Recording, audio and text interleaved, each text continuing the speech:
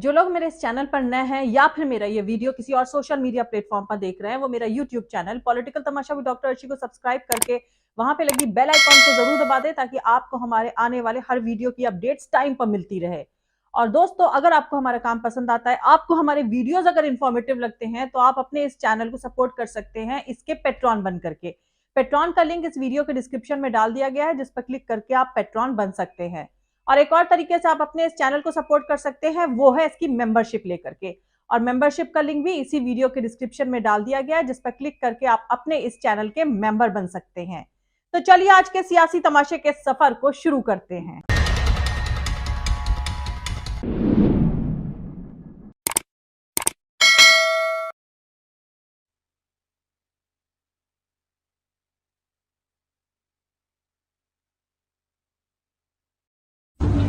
It's phenomenal. You've achieved unbelievable. And first time the south part of the China. Yes. Of the South part of the moon. is the south part of the moon. Yeah, the first time. First time ever. Yeah. It's phenomenal. You've achieved unbelievable. And first time the south part of the China. Yes. Of the South part of the moon. अनभक्तों की नजर से देखें तो अब BRICS का भी Islamisation हो गया है और इसके लिए चीन रूस की जोड़ी जिम्मेदार है। चीन और रूस ने इनडायरेक्ट तौर पर एक मुस्लिम फाइनेंशियल ब्लॉक बनाया है जिसका फोकस क्रूड एनर्जी और फॉरेन ट्रेड है। इस्लामिक दुनिया का बड़ा हिस्सा इसमें शामिल है। ये बेहद दिलचस्प है। अगली बार जब ब्रिक्स की मीटिंग होगी तो नमाज का रूम भी अलग से तैयार करना होगा। दरअसल दोस्तों, ब्रिक्स में 6 नए मुल्कों को शामिल किया गया है। Argentina, Ethiopia, Iran, Egypt, UAE और सऊदी अरब। जानकारों के मुताबिक चीन ने ब्रिक्स की कहानी ही बदल दी है। इन 6 मुल्कों से चीन के रिश्ते परवान चढ़ रहे हैं। भारत के भी रिश्ते हैं, पर चीन जैसे रिश्ते नहीं हैं। जानकारों का मानना है कि अब ब्रिक्स में चीन का दबदबा काफी बड़ा होगा। दोस्तों, Saudi Arab, Iran, United Arab Emirates, Argentina, Ethiopia और इजिप्ट यानी मिस्र ब्रिक्स के नए मेंबर होंगे। जोहान्सबर्ग में साउथ अफ्रीका के प्रेसिडेंट सिरिल रामाफोसा ने नए मेंबर्स के नाम का ऐलान किया था। सबसे अहम बात यह है कि भारत की तरफ से पहली बार ब्रिक्स के मेंबर मुल्कों को बढ़ाने पर सहमति का ऐलान किया गया है। इससे पहले भारत ने कभी भी ब्रिक्स के एक्सपेंशन का सपोर्ट नहीं किया था। भारत और ब्राजील ब्रिक्स में मेंबर मुल्कों की तादाद बढ़ाने के लिए राजी नहीं थे, लेकिन अब ब्राजील भी चाइना के साथ खड़ा नजर आ रहा है। दरअसल चीन और रूस ब्रिक्स का तेजी से एक्सपेंशन करना चाहते हैं। साउथ अफ्रीका इस एक्सपेंशन का सपोर्टर है, लेकिन एक्सपेंशन को लेकर भारत और ब्राजील का अपना ऑब्जेक्शन रहा है। जानकारों के मुताबिक चीन और रूस ब्रिक्स के जरिए G7 मुल्कों और अमेरिकन वर्ल्ड ऑर्डर को तोड़ना चाहते हैं। दोस्तों, दुनिया की 40% आबादी वाले ब्रिक्स मुल्कों की ग्लोबल जीडीपी में तकरीबन 1/3 हिस्सेदारी है। ग्लोबल इकोनॉमी भी अब ब्रिक्स मुल्कों की तरफ झुकती दिख रही है। वैसे अर्जेंटीना के अलावा ईरान, इथियोपिया, सऊदी अरब और यूनाइटेड अरब एमिरेट्स के ब्रिक्स में शामिल होने से इसे अब रूस या चीन के दबदबे वाला मान लिया जाएगा, जो कि भारत के लिए काफी नेगेटिव बात है। खैर, खबर यह भी है कि साउथ अफ्रीका में हमारे प्रधानमंत्री की तकरीबन बेइज्जती करी गई थी। इससे नाराज होकर उनके विमान से उतरने से मना करने की खबरें भी थीं। वैसे इस इंसिडेंट को क्रिटिसाइज करना चाहिए था। बहरहाल ईरान और सऊदी अरब का एक और मंच पर साथ दिखना काफी अच्छी बात है। नए दौर नए सियासी इक्वेशन लेकर आ रहा है। जानकारों की माने तो दुनिया को कुछ और भी बड़े बदलाव के लिए तैयार रहना चाहिए। दूसरी तरफ कुछ जानकारों का कहना है कि एक शख्स अभी भी चीन की खिलाफत नहीं करेंगे, क्योंकि चीन ने उनकी कोई नस पकड़ रखी है। जो 23 अगस्त को जो प्रधानमंत्री नरेंद्र मोदी, वजीर आजम और चाइना के शी जिनपिंग से बातचीत हुई है, उसमें चाइनीज ऑफिशियल जो वर्जन है, उन्होंने कहा कि ये एक मीटिंग हुई है और ये मीटिंग हुई है कि प्राइम मिनिस्टर नरेंद्र मोदी के रिक्वेस्ट के ऊपर अगस्त 23 को, और 24 अगस्त को देश को बताया जाता है रात में कि ये मीटिंग हुई है चाइना के शी जिनपिंग के साथ। और फिर पहले कहा गया कि सोर्सेस के तौर पर लीक कर दिया गया कि चाइना बात करना चाहता था। ऑफिशियली एमईए को स्टेटमेंट देना चाहिए था प्रधानमंत्री नरेंद्र मोदी और शी जिनपिंग की ये बातचीत के बाद कि ये बातचीत हुई। चाइनीज फॉरेन मिनिस्ट्री बोलती कि प्रधानमंत्री नरेंद्र मोदी बातचीत करना चाहते थे, और फिर बाद में हम लोग फॉरेन सेक्रेटरी कुछ और कहते हैं। तो हम ये पूछना चाह रहे हैं बीजेपी से, जो भारत में अभी सत्ता में है, कि आखिर क्यों प्रधानमंत्री चाइनीज प्रेसिडेंट के पीछे भाग रहे हैं बातचीत के लिए। वहीं ब्रिक्स में शामिल हुए नए मुल्कों में अर्जेंटीना के अलावा सारे मुल्कों में मुस्लिम मेजॉरिटी है। इथियोपिया में तकरीबन 32% मुसलमान हैं, पर मेजॉरिटी नहीं है। वैसे अनभक्तों को थोड़ा सब्र करना चाहिए, क्योंकि अभी तो बहुत कुछ उन्हें देखना बाकी है 2024 से पहले। इस समिट में कदम कदम पर जानबूझकर विश्व गुरु को जलील किया जा रहा है और उनकी ऐसी तैसी वाली तमाम फोटोज वीडियोस वायरल हो रहे हैं। एयरपोर्ट पर चपरासी को भेजना रिसीव करने के लिए, फिर साहेब का रुआसा हो जाना। खैर, इससे पहले भी भारतीय मीडिया और फोटोग्राफर्स को एंट्री नहीं मिली थी।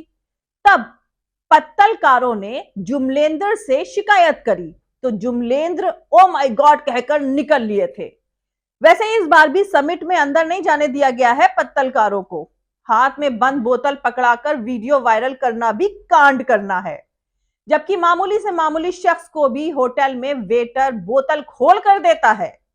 खैर दोस्तों, आपको बता दूं कि गोल्डमैन सैक्स के मुताबिक चीन 2050 तक दुनिया की सबसे बड़ी इकोनॉमी अमेरिका को पछाड़ देगा। वहीं भारत इस वक्त दुनिया की तीसरी बड़ी इकोनॉमी बन जाएगा। ब्रिक्स के मौजूदा मुल्कों की अगर बात करें तो चीन की इकोनॉमी सभी मुल्कों की इकोनॉमी से तकरीबन 2 गुनी बड़ी है। यही वजह है कि ब्रिक्स में चीन का दबदबा बनता जा रहा है। यूक्रेन जंग के बाद वेस्टर्न कंट्रीज के बैन ने रूस को चीन पर बुरी तरह डिपेंडेंट बना दिया है। इसके अलावा रूस को लगता है कि नई ग्लोबल व्यवस्था में वो अलग थलग ना पड़ जाए, लिहाजा ब्रिक्स के एक्सपेंशन के मामले में वो चीन के रुख का सपोर्ट कर रहा है। ब्रिक्स के एक्सपेंशन से चीन को अमेरिका के वर्चस्व वाले ऑर्गेनाइजेशन G7 से बड़ा मंच मिलेगा। भारत का कहना है ब्रिक्स को एक्सपेंशन देने से पहले न्यू डेवलपमेंट बैंक का एक्सपेंशन करना चाहिए, क्योंकि चीन हमेशा ये कहता रहता है कि वो इकोनॉमिक डिसेंट्रलाइजेशन चाहता है, क्योंकि ग्लोबल इकोनॉमी पर वेस्टर्न इकोनॉमिक एजेंसियां हावी हैं।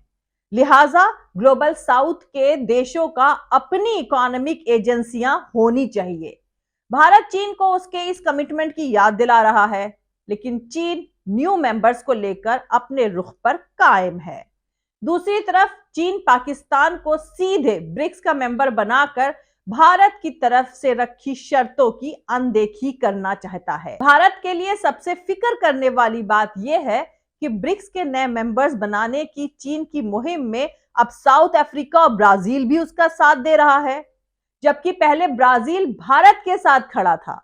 वहीं भारत के लिए दूसरा झटका यह है कि चीन की शय पर ब्राजील में होने वाले अगली ब्रिक्स बैठक में साझा करेंसी का प्रपोजल लाकर उसे पास कराने की योजना है। यह भारत के लिए काफी फिक्र बढ़ाने वाली बात है, क्योंकि भारत का कहना है कि साझा करेंसी की जगह हर देश की करेंसी को बढ़ावा मिले।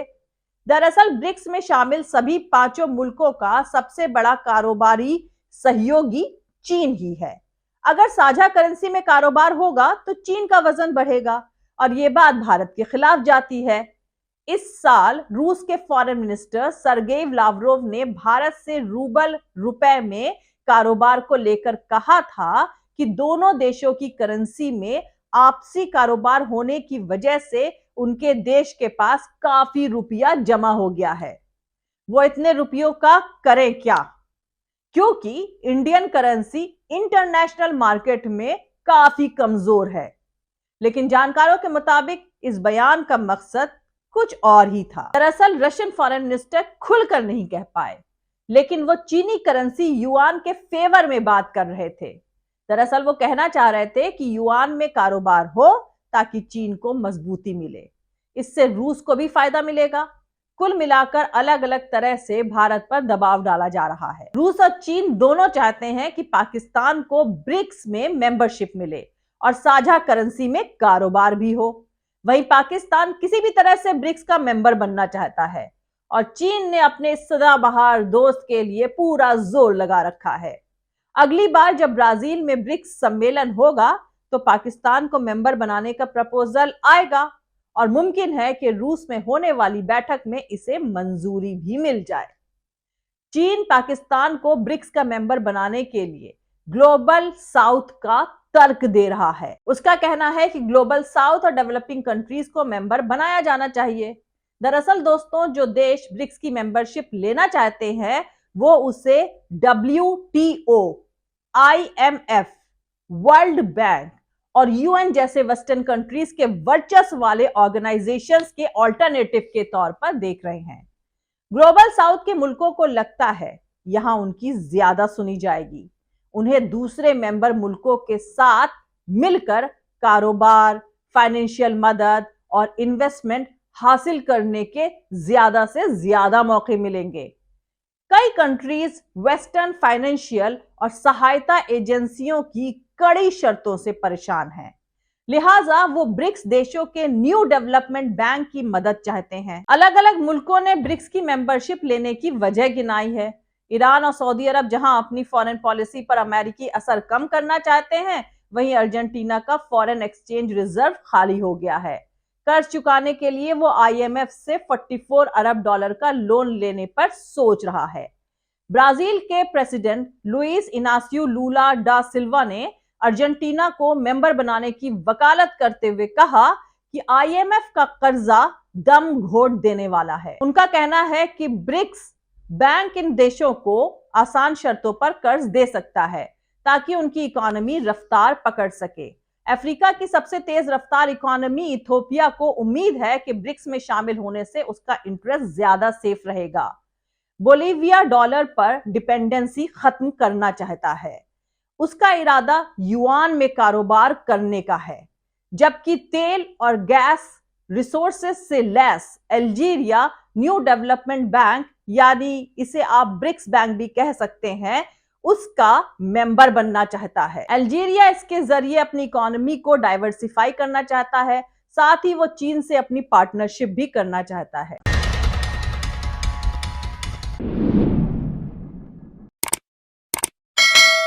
मिलते हैं अगले वीडियो में किसी दूसरे नए सियासी तमाशे के साथ। जय हिंद, सत्यमेव जयते, अल्लाह हाफिज।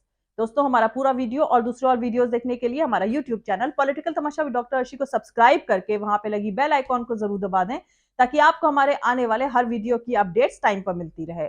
और दोस्तों, अगर आपको हमारे वीडियोस इंफॉर्मेटिव लगते हैं, आपको हमारा काम पसंद आता है, तो आप अपने इस चैनल को सपोर्ट कर सकते हैं इसके पेट्रॉन बन करके। और एक और तरीके से आप इस चैनल को सपोर्ट कर सकते हैं, वो है इसकी मेंबरशिप लेकर के। मेंबरशिप और पेट्रॉन का लिंक इसी वीडियो के डिस्क्रिप्शन में डाल दिया गया है, जिस पर क्लिक करके आप अपने इस चैनल को सपोर्ट कर सकते हैं। और आप हमें फॉलो भी कर सकते हैं हमारे ट्विटर, इंस्टाग्राम और फेसबुक पेज पर। मेरा ट्विटर हैंडल है @arshi_aziz khan। थैंक यू, मिलते हैं अगले वीडियो में।